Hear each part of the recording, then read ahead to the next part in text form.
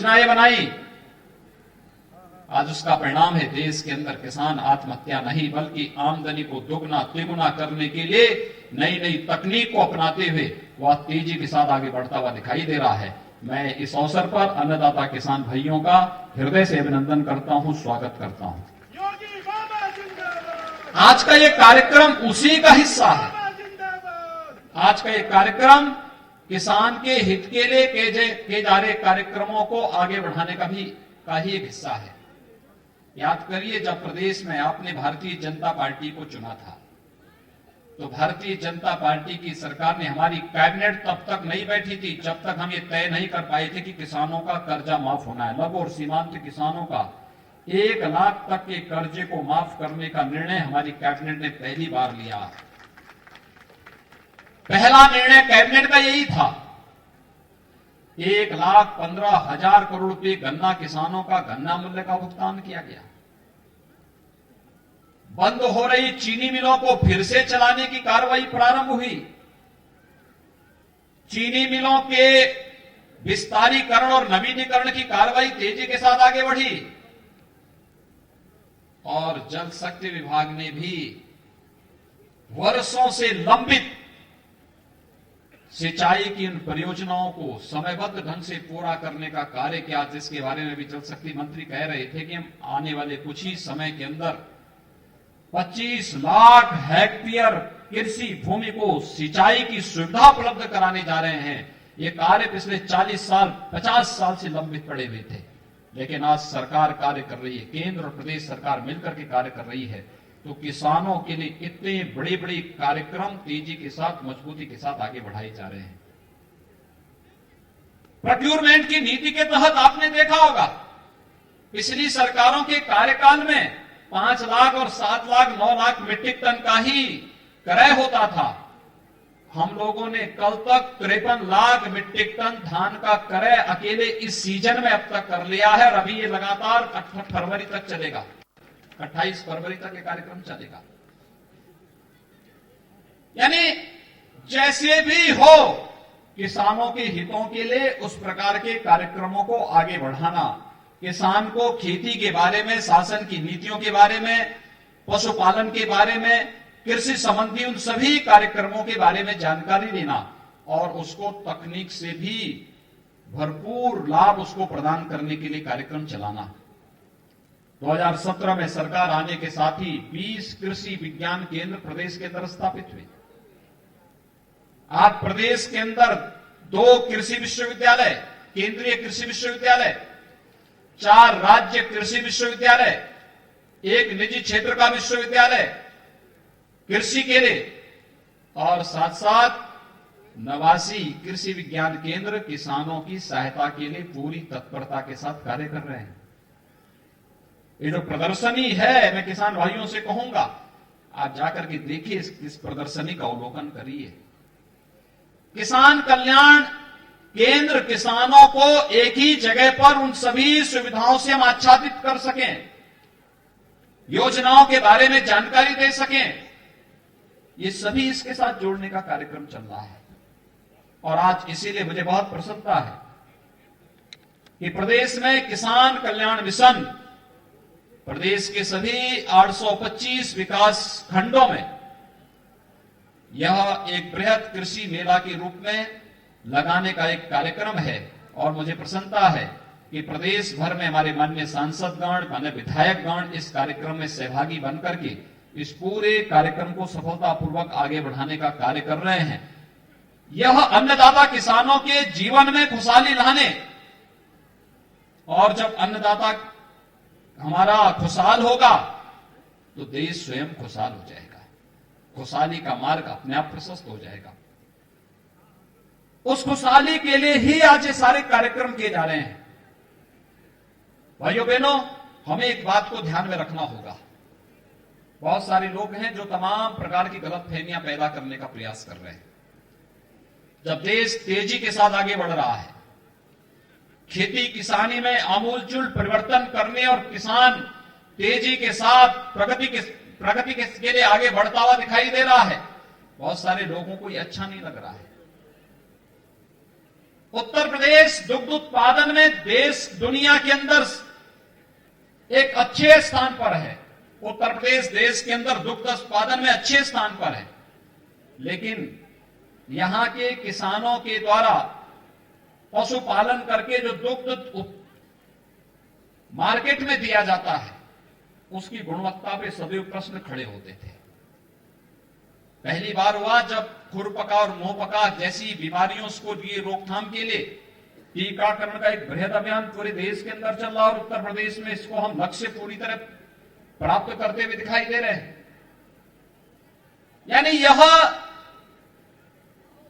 उत्तर प्रदेश में गाय भैंस के दूध को हम लोग न केवल उत्तर प्रदेश और देश के अंदर अपितु दुनिया के अंदर भी हम ये बात कह सकते हैं कि हमारी डेयरी से जाने वाला ये दूध उन गौपालकों के यहां से आया है जहां पर खुरपका और मुंहपका जैसी बीमारियां नहीं है, और तब दुनिया के अंदर इस दूध की डिमांड होगी या दूध से बने हुए प्रोडक्ट की डिमांड होगी।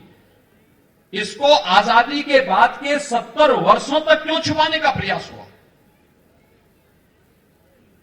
हमारी लेबोरेटरीज आज हर जनपद में खुलती हुई दिखाई दे रही हैं, जो तय कर पाएंगी कि जैविक उत्पाद है और ये जैविक उत्पाद नहीं है।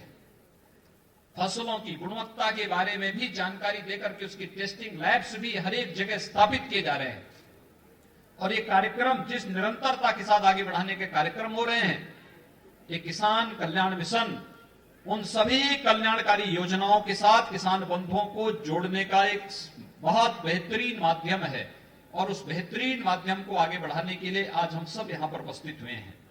मुझे बताते हुए प्रसन्नता है, प्रदेश के अंदर 2,35,00,000 किसान प्रधानमंत्री किसान सम्मान निधि से लाभान्वित हो रहे हैं। आप अनुमान कर लीजिए, 2,35,00,000 तो कई राज्यों की आबादी नहीं है। उत्तर प्रदेश में इतने किसान प्रधानमंत्री किसान सम्मान निधि से लाभान्वित हैं।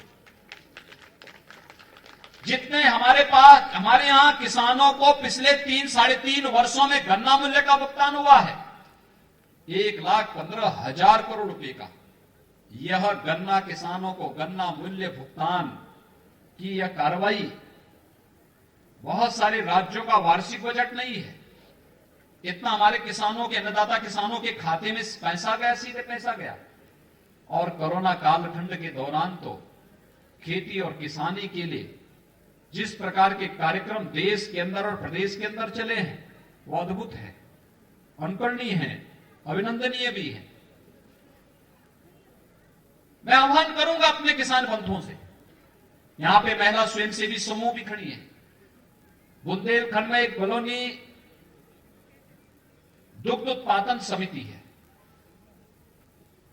बलेनी दुग्ध उत्पादन समिति ने एक वर्ष में 46 करोड़ रुपए का टर्नओवर रहा है उसका, और उसका 2 करोड़ का नेट प्रॉफिट रहा है एक दुग्ध उत्पादन समिति में। आप सोचिए, वहां महिलाओं की समिति है वो केवल, और ये कार्य सरोजनी नगर में भी आप लोग भी कर सकते हैं। आप में से कोई भी महिला समूह इस रूप में खड़ा होकर के यहां पे खड़ा करके इस कार्यक्रम को आगे बढ़ा सकता है।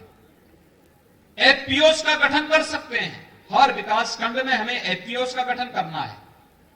ये किसान उत्पादक संगठन होंगे। ये किसानों की आमदनी को कई गुना बढ़ाने में इनकी बड़ी भूमिका होनी है, और एफपीओस के गठन करने के लिए भी अगर आप कार्यक्रम आगे बढ़ा सकेंगे, फिर उसके माध्यम से कृषि इंफ्रास्ट्रक्चर फंड आज है क्या, हम धान का क्रय किसान से करना चाहते हैं। 53 लाख मीट्रिक टन धान का क्रय हो चुका है। हम लोग इसको फरवरी तक लेके जाएंगे। एक समय के बाद स्टोरेज की समस्या दिखेगी। अगर हम विकास खंड स्तर पर, न्याय पंचायत स्तर पर, ग्राम पंचायत स्तर पर गोदाम बना दे, स्टोरेज बना ले, उसका किराया भी मिलेगा, और गांव का खाद्यान्न गांव में ही सुरक्षित रह करके जब आवश्यकता पड़ेगी उसको फिर हम मार्केट में उपलब्ध करा सकते हैं।